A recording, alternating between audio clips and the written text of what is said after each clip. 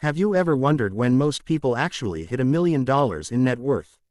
Not the flashy young millionaires on social media, not the billionaires in the headlines, but the real numbers for everyday Americans. The truth might surprise you. These days, it seems like becoming a millionaire is no big deal, but in reality, it's still a major milestone.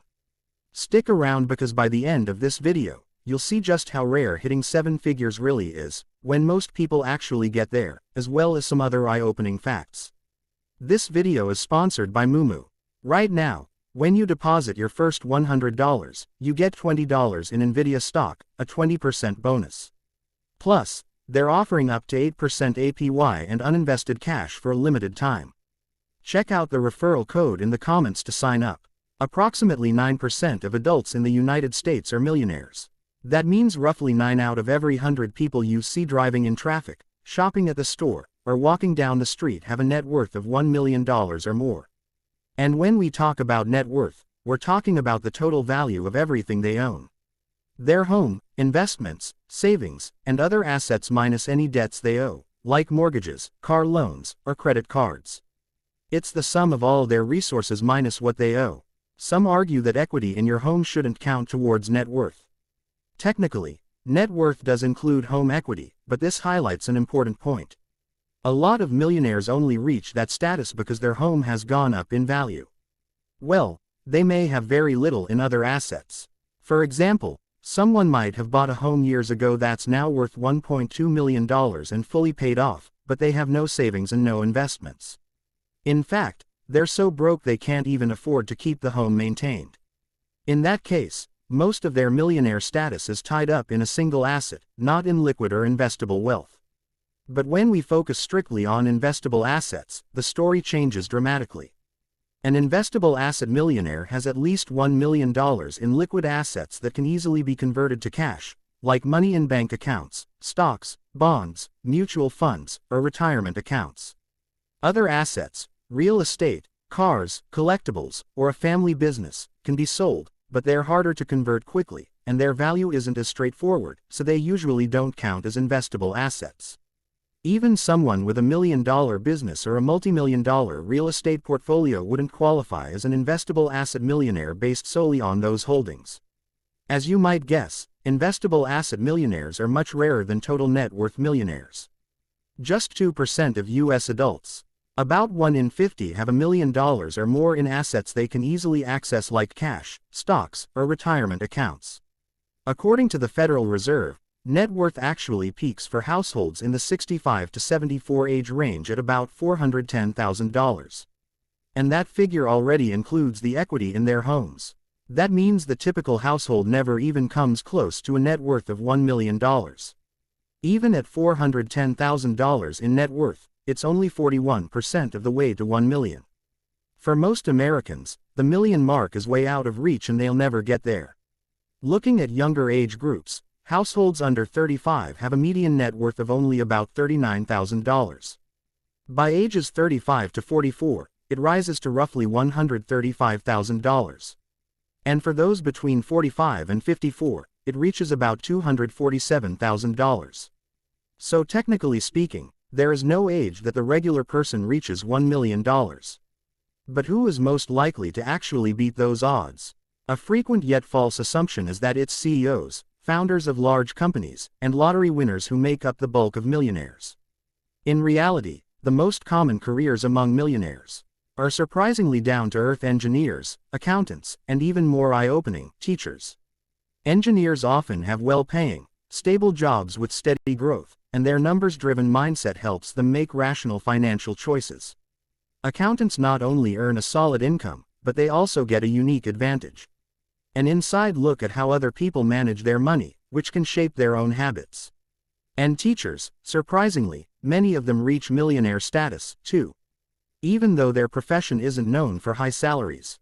With that in mind, it's worth asking, when do people actually reach that milestone? The average age of a millionaire today is 61, which is actually higher than it used to be. Back in the 1980s, the average millionaire was in their late 50s. And when we say higher than it used to be, even after adjusting for inflation, we mean this: $1 million today isn't worth the same as $1 million back then. Even accounting for that difference in value, it still takes longer now to reach this milestone. There are quite a few reasons for this that most people don't realize. Since the average millionaire is nearing retirement age, that makes one thing clear. They didn't get there overnight. It took decades of consistent saving and investing. The reality, most people don't start that early. Even for those who do get a head start, serious wealth building usually doesn't kick in until the mid-20s or early 30s once they've landed stable jobs, begun contributing to retirement accounts, and if they're lucky, avoided major financial mistakes and reckless spending. The data supports this long timeline. According to the Federal Reserve, net worth grows gradually at first, but doesn't really accelerate until after age 50. Why? Because by that point, compounding has had decades to work in the background.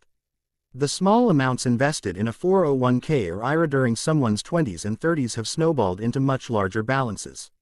At the same time, major debts like mortgages or student loans are often paid off or close to it, which frees up more cash flow for investing.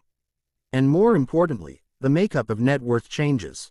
Rather than being tied up mostly in a home or depreciating items like cars, furniture, and clothing like most younger people, a bigger share is now in retirement accounts, brokerage accounts, and other assets that actually compound year after year.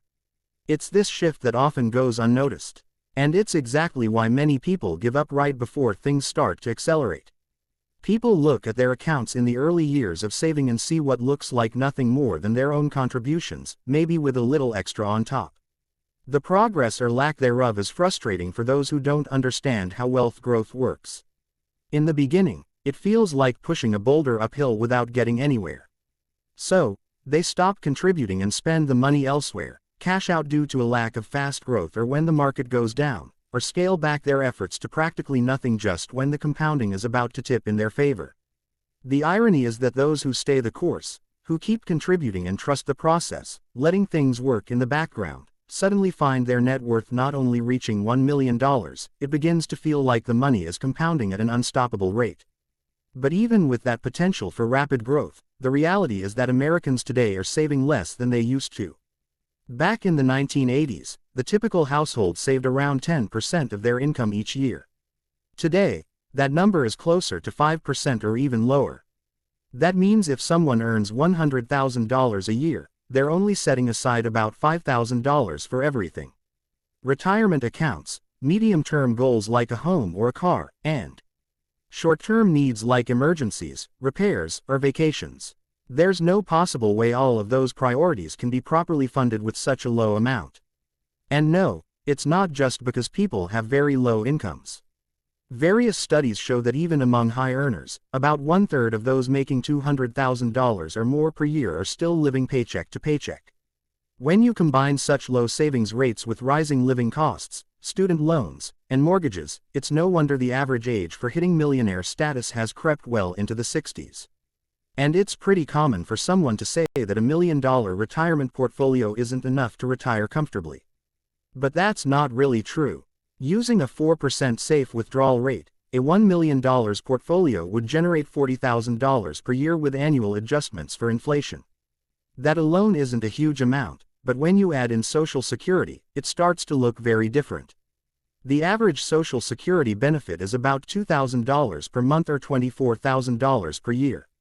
For a household with 2 retired people, that could total $48,000 alone. Combined with withdrawals from a $1 million portfolio, that's roughly $88,000 per year. A far more comfortable retirement than many might assume. Now, let's be real. Yes, there are stories of tech founders, influencers, or lucky early investors hitting 7 figures in their 20s or 30s, but those are the outliers, not the norm. For the small fraction of Americans who do reach $1 million, it's a late career milestone. That's why so many people feel like they're falling behind, even if they've been saving and investing consistently. They're comparing themselves to the exceptions, not the rule. Building significant wealth takes decades, but that doesn't mean you won't start seeing the benefits immediately. Step back and consider the bigger picture. Like today's average savings rate, and you may realize you're already way ahead of the curve.